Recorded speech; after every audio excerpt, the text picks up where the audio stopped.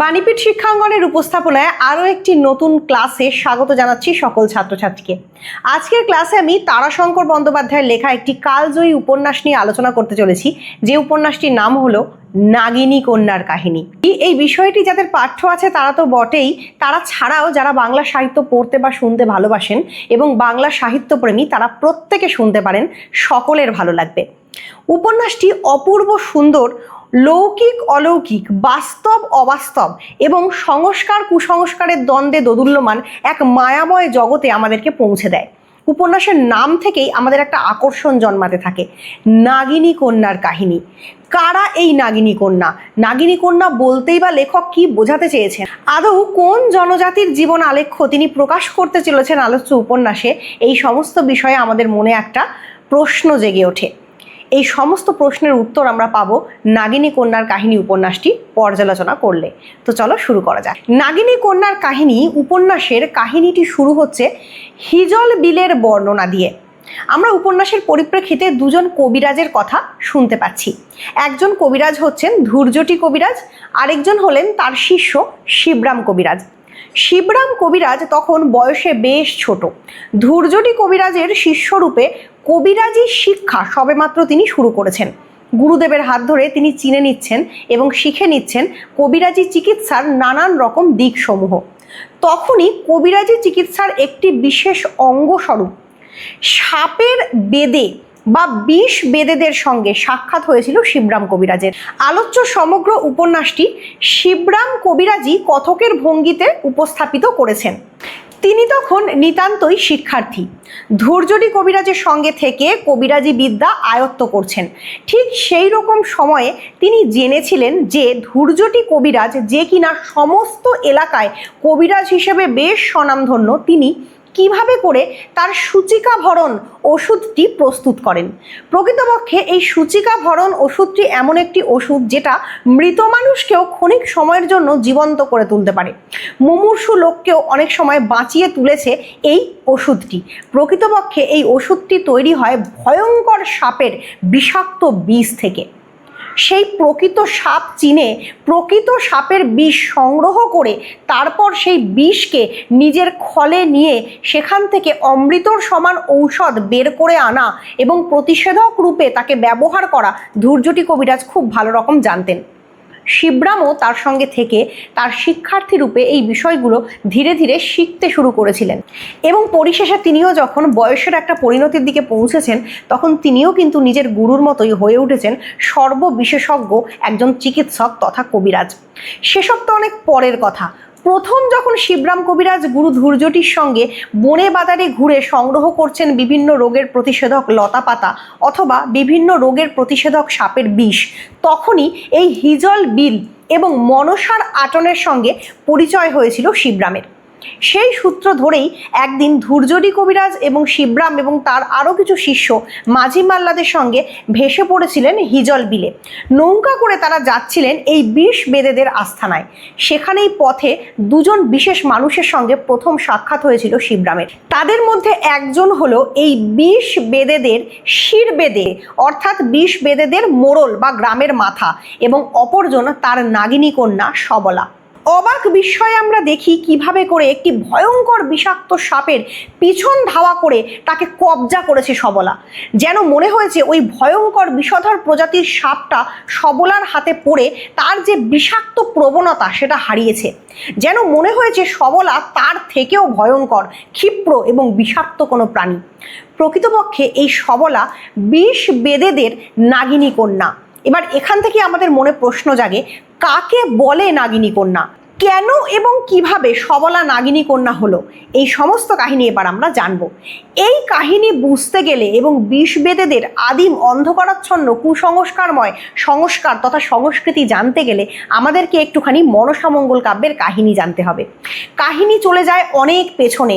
সেই যখন মনসামঙ্গল কাব্যের যে কাহিনী সেটা বাস্তব পৃথিবীতে ঘটেছিল বলে বিষ বেদেরা মনে প্রাণে বিশ্বাস করে। সময়টা চাঁদ সদাগরের আমল। তখন চাঁদ সদাগর নিজের চরম পুরুষকার ধরে রাখার জন্য এবং নিজের শৈব ভক্তিতে অটল থাকার জন্য প্রতি পদে বিধ্বস্ত করে চলেছেন দেবী মনসাকে। মনসাকে কিছুতেই তিনি দেবী বলে স্বীকৃতি দেবেন না। এদিকে দেবী মনসাও ছাড়বেন না তার দেবত্বের অধিকার। তাই মনসা এবং চাঁদ সওদাগরের দ্বন্দ্বের একটা অপূর্ব চিত্র আমরা এই উপন্যাসে দেখতে পাই। সেখানে আমরা দেখতে পাই চরম পুরুষকারে চাঁদ সওদাগর একে একে নিজের সর্বস্ব হারাচ্ছেন নিজের 6 পুত্রকে, তার গুয়াবাড়ি ধ্বংস করে দিচ্ছে দেবী মনসা, তার সপ্তডিঙা মধুকর জলে ডুবিয়ে দিচ্ছে। তারপরেও চাঁদ সওদাগর অটল অনড়, কিছুতেই তিনি মনসার সামনে ঝুঁকবেন না। এইদিকে বিষধর দেবী বিষহরিও ছাড়বেন না তার দেবত্বের অধিকার, তাই তিনিও লড়াই করে যান ক্রমাগত। শেষ পর্যন্ত স্বর্গ থেকে শাপভ্রষ্ট করে লক্ষিন্দর এবং বেহুলাকে মর্তে পাঠানো হয় দেবী মনসার পুজো প্রচারের উদ্দেশ্যে। এই লক্ষিন্দর পুনরায় চাঁদ সওদাগরকে পুত্র স্নেহে বেঁধে ফেলে। চাঁদ সওদাগর লক্ষিন্দরের বিবাহ দেন বেহুলার সঙ্গে। লক্ষিন্দর যাতে কোনোভাবেই মৃত্যুমুখে পতিত না হয় এই বিষয়টিকে সুনিশ্চিত করার জন্য চাঁদ সওদাগর সাঁতালি পর্বতের ওপর গড়ে তোলেন লোহার বাসর ঘর। এই লোহার বাসর ঘরকে সর্বরকমভাবে সর্পমুক্ত করে রাখার দায়িত্ব পড়ে তৎকালীন সময়ে সাঁতালি পর্বতে বসবাসকারী 20 বৈদ্যদের ওপর। হ্যাঁ, এই বর্তমান 20 বেদেরাই এককালে পরিচিত ছিল 20 বৈদ্য নামে।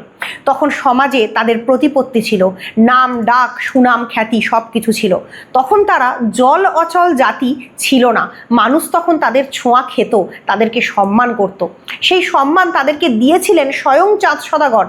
চাঁদ সওদাগর তাদেরকে সাঁতালি পর্বতে বসবাস করার জন্য প্রয়োজনীয় ভূমি দান করেছিলেন। এই 20 বৈদ্যরা প্রকৃতপক্ষে ছিল চাঁদ সওদাগরের পরম মিত্র ধন্বন্তরী, সেই ধন্বন্তরীর শিষ্য সম্প্রদায়। সাপের বিষ থেকে মানুষকে রক্ষা করা ছিল এদের প্রধান দায়িত্ব। সেই কারণেই নিজের পুত্রকে মৃত্যুর হাত থেকে বাঁচানোর জন্য এই সাঁতালি পর্বতকে ঘিরে রাখার দায়িত্ব পেয়েছিলেন তৎকালীন 20 বৈদ্যরা। কিন্তু দেবী মনসাও কম যান না। তিনি জানেন কোনোভাবে যদি লক্ষিন্দরকে কালনাগিনী দংশন করতে না পারে তাহলে তার অভীষ্ট সিদ্ধ হবে না। বেহুলাকে দিয়ে তিনি যেভাবে নিজের পূজা প্রচার করাবেন বলে ভেবেছেন সেই অভীষ্ট সিদ্ধ করতে গেলে লক্ষিন্দরের মৃত্যু অনিবার্য। তাই তিনি একটি প্ল্যান করলেন। এই প্ল্যান বা পরিকল্পনা সফল করা হলো নাগিনী কন্যার মাধ্যমে। এই ঘটনার কিছুদিন পূর্বেই 20 বৈদ্যদের যিনি শির বৈদ্য অর্থাৎ গ্রামের মাথা বা মোড়ল, তার একমাত্র ছোট্ট কন্যাটি বিষ ফল খেয়ে মারা গেছে। আসলে 20 বৈদ্যরা সাপের বিষের প্রতিষেধক রূপে যে সমস্ত গাছপালা জড়িবুটি নিয়ে কারবার করে সেগুলোও বেশিরভাগ ক্ষেত্রে মারক বিষ। সেই রকমই একটি গাছের অপূর্ব সুন্দর দেখতে ফলকে সুমিষ্ট ভালো ফল ভেবে খেয়ে নিয়েছিল শির বৈদ্যের বাচ্চা মেয়েটি। তো যথারীতি মেয়েটি সঙ্গে সঙ্গে মৃত্যুর কোলে ঢলে পড়ে। এই ঘটনার পর শিরবৈদ্যের আর মাথা ঠিক থাকে না। তিনি নিজের কন্যার শোকে আকুল হয়ে হাহাকার করতে থাকেন। তার বুকে জ্বলে সন্তান হারানোর সুতীব্র যন্ত্রণা। কিন্তু এরই মধ্যে চাঁদ সওদাগরের ছেলের বিয়ে হয় এবং লক্ষিন্দরকে রক্ষা করার দায়িত্ব পড়ে 20 বৈদ্যদের ওপর। এই 20 বৈদ্যরা সমগ্র সাঁতালি পর্বতটাকে ঘিরে রাখে, প্রোটেকশন দিয়ে রাখে, যাতে কোনো সাপ কোনোভাবে এই পর্বতে সেই বিবাহ রাত্রে প্রবেশ করতে না পারে। কিন্তু তখনই মনসা একটি চক্রান্ত করেন। কাল নাগিনীকে তিনি একটি ছোট্ট মেয়ে রূপে প্রেরণ করেন শিরবৈদ্যের কাছে। শিরবৈদ্য প্রথম দেখাতেই চিনতে পারে এ প্রকৃতপক্ষে বিষধর কাল নাগিনী, কিন্তু তারপরে সেই কাল নাগিনী মায়ার সাহায্য নেয়। মায়াতে সে নিজেকে সেই শিরবৈদ্যর মেয়ে রূপে তাকে দেখা দেয় এবং বলে, বাবা আমাকে তুমি বুকে জড়িয়ে ধরবে না বাবা, আমাকে তুমি তোমার কাছে গ্রহণ করবে না বাবা, আমি তো তোমার সেই মৃত কন্যা, আবার তোমার কাছে এসছি তোমার বুক জোড়াতে, আমাকে কি তুমি ফিরিয়ে দেবে বাবা? আমরা দেখি শিরবৈদ্য নিজের সন্তান স্নেহের কাছে কিভাবে করে ধীরে ধীরে অসহায় হয়ে পড়েন এবং তিনি বুকে জড়িয়ে নেন সেই নাগিনী কন্যাকে। এইভাবে করে কাল নাগিনীকে প্রবেশ পথ খুলে দেন শিরবৈদ্য এবং কাল নাগিনী প্রবেশ করে ওই সাঁতালি পর্বতে এবং শিরবৈদ্যকে মায়ার বশে অজ্ঞান করে দিয়ে কাল নাগিনী কিন্তু শেষ পর্যন্ত লক্ষিন্দরকে দংশন করে। পরদিন প্রভাতে লক্ষিন্দরের মৃত্যু সংবাদ যখন চারিদিকে ছড়িয়ে পড়ে তখন চাঁদ সওদাগর প্রথমেই যাদেরকে ধরেন তারা হলো 20 বৈদ্য। চাঁদ সওদাগর প্রশ্ন করেন, তোমরা থাকতে কোন পথে কিভাবে কাল নাগিনী প্রবেশ করেছে সাঁতালি পর্বতে, আমাকে সেই কথার কৈফিয়ত তোমাদেরকে দিতে হবে। 20 বৈদ্য তখন হাউ হাউ করে কেঁদে তাকে জানান যে কাল নাগিনী স্বয়ং তার কন্যা রূপে তাকে দেখা দিয়েছিল। তিনি সব জেনে বুঝেও নিজের সন্তান স্নেহের কাছে কতখানি অসহায় হয়ে গিয়েছিলেন যে সেই কালনাগিনীকে বুকে জড়িয়ে ধরেছিলেন সন্তান রূপে এবং নিজের বুকের জ্বালা খানিকটা হলেও নিবৃত্ত করেছিলেন। চাঁদ সওদাগর রেগে আগুন হয়ে যায়। তিনি অভিশাপ দেন এই ২০ বৈদ্যদের যে তাদেরকে আর কেউ কোনোদিনও মানব সমাজে ঠাঁই দেবে না, তারা বেঈমান, তারা জঘন্য জাতিরূপে পর্যবসিত হবে, মানুষ কোনোদিনও তাদের ছোঁয়া খাবে না, তারা জল অচল জাতিরূপে গণ্য হবে এবং তাদেরকে বলা হয় এই সাঁতালি পর্বত ছেড়ে, এই চম্পাই নগর ছেড়ে সারা জীবনের মতো দূর হয়ে যেতে। কোথায় যাবেন তারা তখন কিচ্ছু জানেন না। অসহায় ২০ বৈদ্যরা তাদের কুল মর্যাদা হারিয়ে পথের ভিখিরি হয়ে যান সেই দিন থেকে, অর্থাৎ চাঁদ সওদাগরের অভিশাপ তাদেরকে পথে বসায়। শেষ পর্যন্ত আবার দেবী মনসার আশীর্বাদ তাদেরকে নিজস্ব একটি স্থান খুঁজে পেতে সাহায্য করে। যেহেতু দেবী মনসাকে পক্ষান্তরে তারা সাহায্য করেছিল, তাই দেবী মনসা তাদেরকে আশীর্বাদ করেন যে এর পর থেকে তারা আর ২০ বৈদ্য নয়, বরং ২০ বেদে রূপে সমাজে পরিচিতি লাভ করবে। তাদেরকে নৌকা নিয়ে বেয়ে চলার পরামর্শ দেন দেবী মনসা এবং সেই নৌকার কাণ্ডারি হয় স্বয়ং কাল নাগিনী কন্যা। মনসা তাদেরকে আশীর্বাদ দিয়ে বলেন যে যেভাবে করে কাল নাগিনীকে নিজের কন্যা রূপে তারা গ্রহণ করেছিল, ঠিক সেইভাবে করেই তাদের বংশে এরপর থেকে জন্মগ্রহণ করবে নাগিনী কন্যারা এবং সেই নাগিনী কন্যারা হবে এই ২০ বেদেদের জীবনের অর্থ রোজগারের অন্যতম অবলম্বন। এই আশীর্বাদ পরবর্তীকালে আমরা দেখি কিভাবে কুসংস্কার রূপে, ধর্মীয় বিশ্বাস রূপে ২০ বৈদ্যদের জীবনে অঙ্গাঙ্গিভাবে তারা ধারণ করেছে। এরপর তারা ধীরে ধীরে নৌকা নিয়ে বহু দূরের পথ পাড়ি দেয়, কিন্তু পথের মাঝখানে বহু নৌকার যাত্রীরা ক্লান্তিতে আর পথ চলতে না পারার অক্ষমতায় এদিক ওদিক দিকভ্রান্ত হয়ে পড়ে। যারা দল ছাড়া হয়ে যায় তারা পরবর্তীকালে পরিচিত পায় ইসলামীয় বেদে নামে বা বিভিন্ন আরও নিম্ন স্তরভুক্ত বেদে প্রজাতি রূপে। আর যারা শেষ পর্যন্ত হিজল বিলে গিয়ে পৌঁছয় এবং মনসার আচন গড়ে মনসার পুজো করে সেখানে নতুন বসতি স্থাপন করে, তারা পরিচিত হয় ২০ বেদে নামে। এরাই প্রকৃত সাপের বিষ গালতে পারে, এরা সাপকে বশীভূত করতে পারে, এদের কথায় সাপ নাচে, গৃহস্থের বাড়ি ঘুরে ঘুরে এরা সাপ খেলা দেখায় এবং কবিরাজদেরকে এরা বিক্রয় করে সাপের বিষ। যে কবিরাজরা প্রকৃত সাপের বিষ চিনতে পারে না তাদেরকে অনেক সময় ঠকিয়েও নেয় এই ২০ বেদেরা। কিন্তু ধূর্যটি কবিরাজ ছিলেন সম্পূর্ণ অনন্য। তাকে ঠকাতে পারা কোনো ২০ বেদের সাধ্য নয়, কারণ তিনি সমস্ত রোগ তার লক্ষণ যেমন জানতেন তেমনই চিনতেন জড়িবুটি গাছগাছরা, তেমনই তিনি চিনতেন ভয়ঙ্কর সব সাপেদের এবং সাপের বিষ সম্পর্কেও তিনি ছিলেন সচেতন।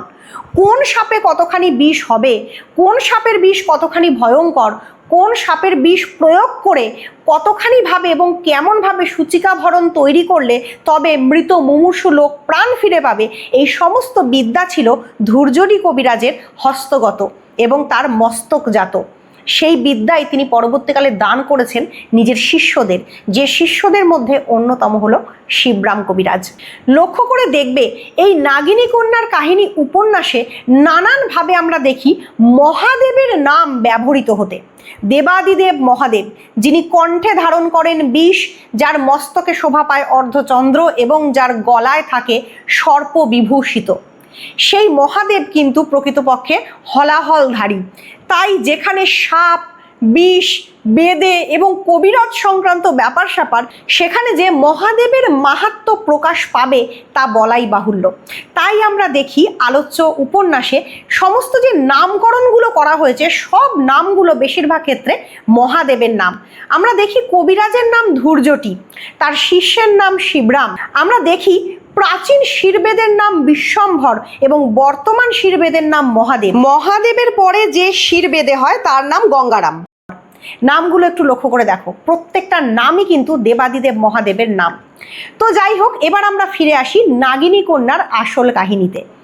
আলোচ্য গল্পে নাগিনী কন্যা দুজন, একজন সবলা, অন্যজন পিঙ্গলা, যাকে গোটা কাহিনীতে পিংলা বলে বেশি অভিহিত করা হয়েছে। এই দুটি মেয়ের জীবন কাহিনী অদ্ভুত সুন্দর এবং রোমাঞ্চে ভরপুর। প্রত্যেকটি নাগিনী কন্যার একজন করে শির বেঁধে থাকে। সবলার শির বেঁধে মহাদেব। শির বেঁধেরাই প্রকৃতপক্ষে নাগিনী কন্যাকে চিনতে পারে বা আইডেন্টিফাই করতে পারে। কোনো মেয়েকে নাগিনী কন্যা হওয়ার জন্য কিছু ক্রাইটেরিয়াস অতিক্রম করতে হয়, অর্থাৎ নাগিনী কন্যা হওয়ার জন্য কিছু দিক চিহ্ন থাকে। সেই চিহ্নগুলি ফুটে উঠলে তবেই সেই মেয়েটিকে নাগিনী কন্যা বলা যায়। একটি মেয়ের যখন 5 বছর বয়সের পূর্বে তার স্বামী মারা যায় এবং স্বামী মারা যাওয়ার কিছুদিন পর থেকেই তার দেহে, তার রূপে, তার লাবণ্যে অদ্ভুত এক দীপ্তি ফুটে উঠতে থাকে এবং শেষ পর্যন্ত তার কপালে ফুটে ওঠে চক্র চিহ্ন, তখনই বোঝা যায় এই মেয়েটি প্রকৃতপক্ষে নাগিনী কন্যা হওয়ার যোগ্য। এই কপালের চক্র চিহ্ন প্রকৃতপক্ষে দেখতে পায় একমাত্র শির বেঁধে। শির বেঁধেই বিশ্বাস, সংস্কার এবং কুসংস্কারের জালে জড়িয়ে রাখে নাগিনী কন্যাকে। প্রকৃতপক্ষে এই নাগিনী কন্যাকে একনিষ্ঠ জীবন যাপন করতে হয়। সে জীবনে আর কোনোদিন বিবাহ করতে পারে না, কোনো পরপুরুষের দিকে তাকাতে পারে না। সারা জীবন দেবী মনসার পুজো করে, মনসার আটনে প্রদীপ জ্বালিয়ে, মনসার কাছে প্রার্থনা করে তাকে তার জীবন কাটাতে হয়। প্রকৃতপক্ষে এই নাগিনী কন্যার সতীত্ব, তার সাধ্যী আচরণ এবং পবিত্রতাই যেন সমস্ত বেদেকুলের যত পাপ আছে সমস্ত পাপ ধোয়ানোর কাজ করে। সবলাকে আমরা দেখি, সে প্রচণ্ড পরিমাণে চঞ্চল এক যুবতী, যার গায়ের রং প্রচণ্ড কালো, যার হাঁটা চলায় তড়িৎ গতিবেগ। প্রকৃতপক্ষে নাগিনী কন্যাকে দেখলে মনে হয় সত্যিই যেন বা কোনো হিলহিলে নাগিনী তার যে বিষময় জাদু সেটা ছড়াতে ছড়াতে চলেছে। নাগিনী কন্যারা কোনো সময় আস্তে ধীরে হেঁটে হেঁটে যায় না, তারা সবসময় ছুটে ছুটে যায়। তাদের শরীরের মধ্যে একটা অপূর্ব বিভঙ্গ, একটা অপূর্ব নৃত্যের ভঙ্গি যেন সবসময় খেলা করে বেড়ায়। এই নাগিনী কন্যারা অন্য সময় পুজো পাঠ করে, সাপ ধরে, সাপের বিষ গালে এবং বাকি কিছু সময় তারা জীবিকা অর্জন করে লোকের বাড়িতে বাড়িতে বেদের খেলা দেখিয়ে। তারা সাপ নাচায়, তারা খেলা দেখায় এবং রঙ্গরসিকতা করে বাড়ির মা বোনেদের থেকে বা বাড়ির গিন্নিদের থেকে বা বাড়ির পুরুষদের থেকে অর্থ যাচনা করে। টাকা পয়সা, কাপড় যা তারা পায় তাই তারা ভিক্ষা স্বরূপ গ্রহণ করে। এটাই হচ্ছে তাদের প্রকৃত জীবিকা। সবলাও এর ব্যতিক্রম নয়। কিন্তু আমরা দেখি সবলার জীবনে হঠাৎ করেই একটা নতুন অধ্যায়ের সূচনা হয়। একজন যুবক সুঠাম পুরুষ, যে কিনা ওই বেদেদের দলেরই অন্তর্ভুক্ত, সে একদা ভালোবেসে ফেলে সবলাকে। সে সবলাকে বলে, তাকে বোঝায়, এই সমস্ত কুসংস্কার, নাগিনী কন্যা বলে কিছু হয় না, মানুষ মানুষই হয়। প্রকৃতপক্ষে শির বেদেরা তাদের আধিপত্য বজায় রাখার জন্য এবং সংস্কার কুসংস্কারের অন্ধকারে গোটা দলটাকে ডুবিয়ে রাখার জন্য এই নাগিনী কন্যার কাহিনীকে যুগের পর যুগ ধরে প্রশ্রয় দিয়ে আসছে।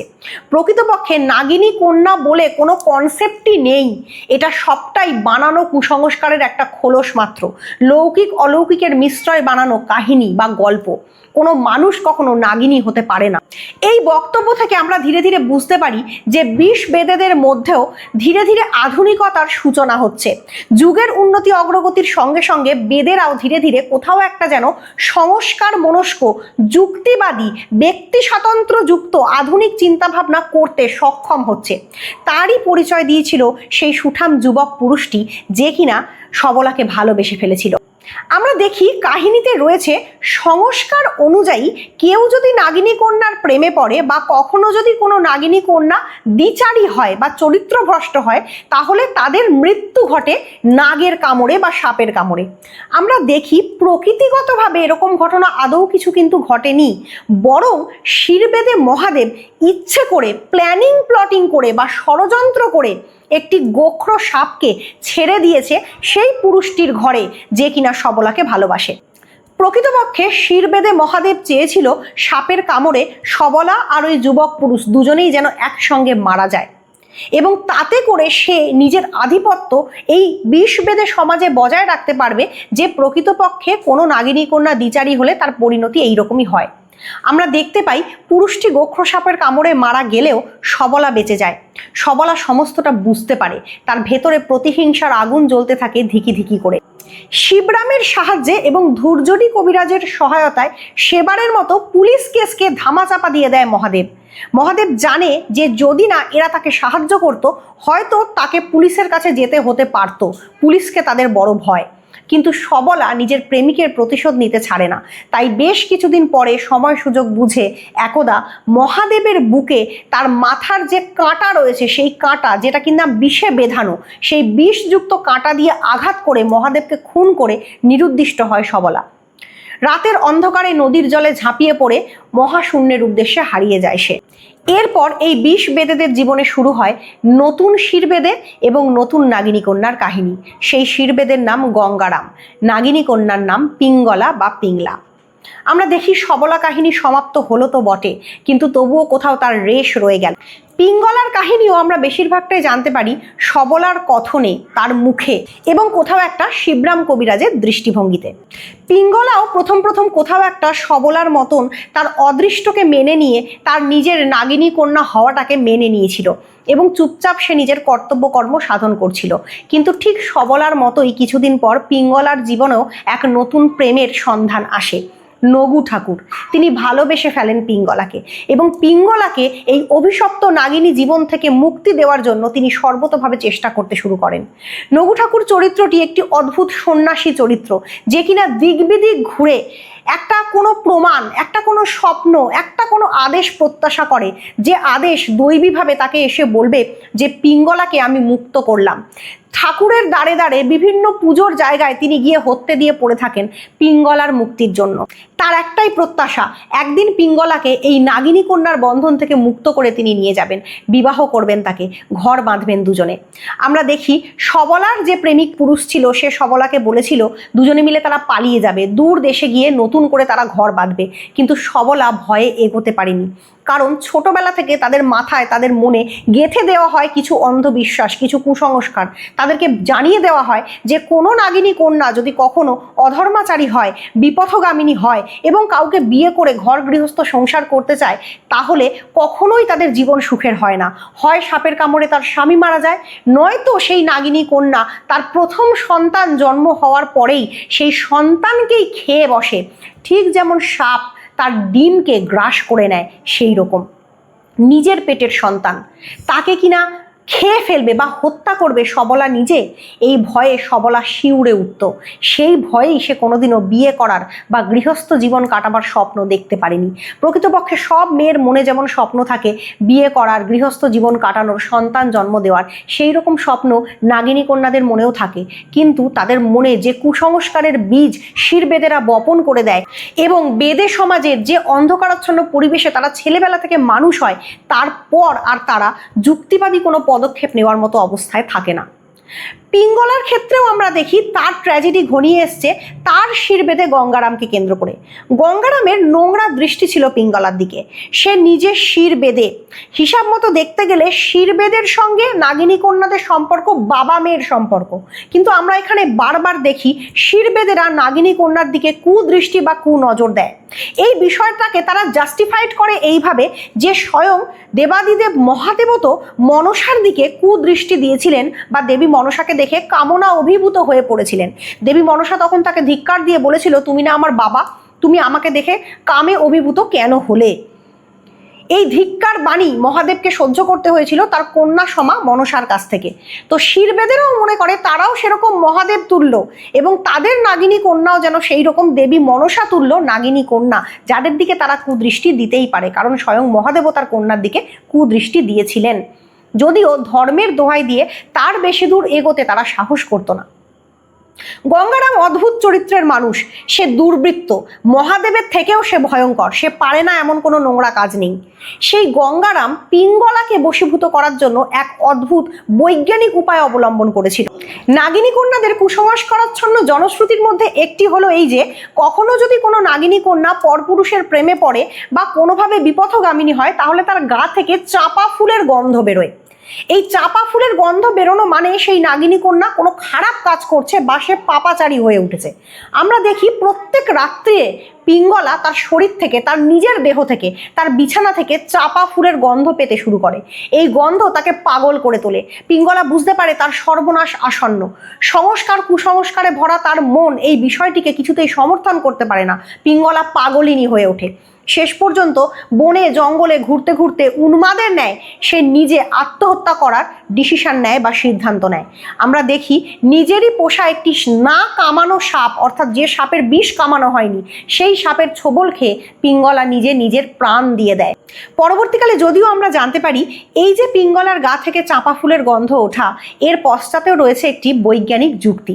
প্রকৃতপক্ষে গঙ্গারাম এতটাই দুর্বৃত্ত, এতটাই দুর্বিনীত, এতটাই খারাপ মানুষ যে পিঙ্গলাকে বশীভূত করার জন্য, তাকে পাগল করে তোলার জন্য, তার মনস্তত্ত্বকে ধ্বংস করে দেওয়ার জন্য চাঁপা ফুলের গন্ধযুক্ত একটি আতর সে কিনে এনেছিল এবং প্রত্যেক দিন পিঙ্গলার শোয়ার ঘরে তার বিছানার কাছে সেই আতর সে ছড়িয়ে দিয়ে আসতো রাত্রিবেলা, যাতে করে পিঙ্গলা সেই গন্ধের আমোদে মাতোয়ারা হয় এবং নিজেকে ব্যভিচারিণী পাপাচারী ভাবতে শুরু করে এবং শেষ পর্যন্ত কোনো খারাপ পথ বেছে নেয়, যেটা বাস্তবে হয়েছে। তাহলে দুটি ক্ষেত্রেই আমরা দেখতে পেলাম সবলা বা পিঙ্গলা দুজনের জীবনেই প্রকৃতপক্ষে কোনো অলৌকিক ঘটনা ঘটেনি। তাদের পরিণতির জন্য, তাদের প্রেমিকের মৃত্যুর জন্য বা তাদের প্রেমিকের থেকে তাদেরকে যে দূরে থাকতে হয়েছে সেই জন্য সর্বতোভাবে দায়ী শিরবেদেরা। প্রকৃতপক্ষে শিরবেদেরা বেদে সমাজের যে একটা কুসংস্কারাচ্ছন্ন পরিবেশ সেইটাকে বজায় রাখার জন্য এবং নিজেদের আধিপত্যকে বজায় রাখার জন্য এই ধরনের কুসংস্কারকে প্রবোধিত বা প্রশ্রয় দিত এবং সবসময় চাইতো কুসংস্কারের আবহকে সকলের মনে জাগিয়ে তুলতে, সকলের মনে ভয় জাগিয়ে তুলতে। সেই ভয়কে জয় করতে পারেনি পিঙ্গলা, তাই সে আত্মঘাতী হয়েছে। গল্পের শেষে গিয়ে আমরা দেখি নগু ঠাকুর যতদিনে স্বপ্নাদেশ পেয়েছেন, তার যতদিনে মনে হয়েছে ঈশ্বর মুখ তুলে তাকিয়েছে এবং পিঙ্গলাকে এবার তিনি মুক্ত করে নিজের কাছে নিয়ে আসবেন এবং তিনি স্বয়ং মহাদেবের মতো তার সাঙ্গ পাঙ্গ নিয়ে গেছেন পিঙ্গলাকে বিয়ে করতে, গিয়ে তিনি দেখেছেন তার আগেই পিঙ্গলা মৃত্যু মুখে পতিত হয়েছে। নগু ঠাকুর এবং তার শিষ্যগণ ভয়ঙ্কর রেগে গেছে। 20 বেদেদের সমস্ত আটন তারা ধ্বংস করে দিয়েছে, ভেঙে চুরে তছনছ করে দিয়েছে। চরম একটা যুদ্ধ লেগে গেছে নগু ঠাকুরের শিষ্যদের সঙ্গে 20 বেদেদের। শেষ পর্যন্ত আমরা দেখি 20 বেদেদের মধ্যে, বিশেষত শির বেদেদের মধ্যে আর কেউই শেষ পর্যন্ত আর বেঁচে রইল না। মহাদেব মারা গেল সবলার আঘাতে এবং গঙ্গারাম মারা গেল পিঙ্গলার প্রেমিক নগু ঠাকুরের আঘাতে। শেষ পর্যন্ত সবলা এই 20 বেদেদেরকে নিয়ে নতুন একটা সমাজ গড়ার পক্ষপাতী হয়েছে, যে সমাজে থাকবে না কোনো কুসংস্কার, যে সমাজে থাকবে না কোনো নাগিনী কন্যার দুঃখ যন্ত্রণা দগ্ধ ইতিহাস। তাই সবলা বলেছে নাগিনী কন্যার কাহিনী এখানেই সমাপ্ত হলো। তোমরা যারা তাদের কাহিনী শুনলে বা যারা পরবর্তীকালে শুনবে তাদের জন্য দুফোঁটা চোখের জল ফেলো, কারণ তাদের জীবন দুঃখে পরিপূর্ণ, তাদের জীবন যন্ত্রণায় আবিষ্ট। একটা প্রাচীন কুসংস্কারের ধারাকে বহন করে এসে তারা তাদের মানব জীবনকে কিভাবে ধ্বংস করেছে তার ইতিবৃত্ত নাগিনী কন্যার কাহিনী। প্রকৃতপক্ষে তারাশঙ্কর বন্দ্যোপাধ্যায় 2 যুগের দ্বন্দ্ব দেখানোর ব্যাপারে খুব নিপুণ একজন শিল্পী। তিনি তার বহু উপন্যাসে আধুনিক যুগ এবং প্রাচীন যুগের দ্বন্দ্ব দেখিয়েছেন। প্রাচীন যুগ বা মধ্যযুগীয় কুসংস্কারের সরে যাওয়া এবং আধুনিক যুগের যুক্তিবাদিতার সেই স্থান গ্রহণ করার বিষয়টাকে তিনি খুব গুরুত্ব দিয়েছেন তার রচনায়। আমরা হাঁসুলিবাকের উপকথা উপন্যাসে দেখি কিভাবে করে তিনি বনোয়ারি আর করালির দ্বন্দ্ব দেখিয়েছেন। সেটা যেমন 2 কালের দ্বন্দ্ব, ঠিক তেমনি এখানে নাগিনী কন্যার কাহিনীতেও সবলা পিঙ্গলার লড়াই এবং শিরবেদেদের হাত থেকে নিজেদের অস্তিত্বকে রক্ষা করে মানুষ হয়ে ওঠার যে কাহিনী, সেটা তেমনই 2 কালের দ্বন্দ্ব। তো শেষ পর্যন্ত নাগিনী কন্যারা মুক্তি পেয়েছে তাদের অভিশপ্ত জীবন থেকে, শেষ হয়েছে শিরবেদেদের অত্যাচারের ইতিহাস। তো এই হলো সংক্ষেপে তারাশঙ্কর বন্দ্যোপাধ্যায়ের নাগিনী কন্যার কাহিনী উপন্যাসের ইতিবৃত্ত। আলোচনাটি কেমন লাগলো অবশ্যই কমেন্ট করে জানাও। যদি ভালো লাগে শেয়ার করো এইরকম সাহিত্যপ্রেমী আরও অন্যান্য মানুষদের সঙ্গে এবং অবশ্যই যুক্ত থাকো আমার চ্যানেলের সঙ্গে সাহিত্য গুণসম্মত বিভিন্ন রকম গল্প, উপন্যাস এবং সাহিত্যের গুরুত্বপূর্ণ বিষয়ের আলোচনা পাওয়ার জন্য। আজকের ক্লাসটা এখানেই শেষ করছি। ধন্যবাদ।